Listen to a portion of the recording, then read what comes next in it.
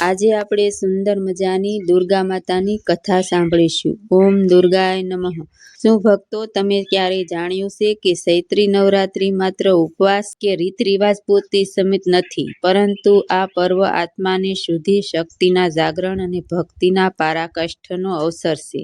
માં શૈલપુત્રી, માં સિદ્ધિદાત્રી સુધીના માતાજીના નવ સ્વરૂપનો માનવ જીવનને ધૈર્ય, જ્ઞાન, સંયમ અને આંતરિક શક્તિનો માર્ગ દર્શાવે છે. આ નવરાત્રી અધર્મ પર ધર્મમાં અને અંધકાર પર પ્રકાશના વિજયનું એક પ્રતીક છે.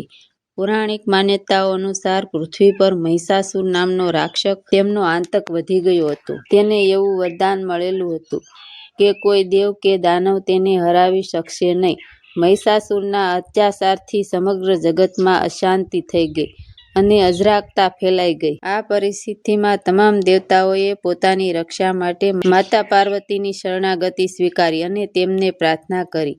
દેવતાઓની પ્રાર્થનાથી પ્રસન્ન થઈ માતા પાર્વતીએ પોતાના તેજમાંથી 9 દિવ્ય સ્વરૂપનું પ્રાગટ્ય કર્યું. દેવતાઓએ પોતાના અસ્ત્ર શસ્ત્ર અર્પણ કરી માતાજીને મહાશક્તિશાળી બનાવ્યા. એવું માનવામાં આવે છે કે આ પાવન ઘટના ચૈત્ર મહિનાની શુક્લ પક્ષની પ્રતિપદા તિથિ શરૂ થઈ હતી, જેનાથી ચૈત્રી નવરાત્રીની પરંપરા શરૂ થઈ. 9 દિવસ સુધી ચાલેલા આ ધર્મ યુદ્ધમાં અંતે અધર્મનો નાશ થયો અને ધર્મનો વિજય થયો.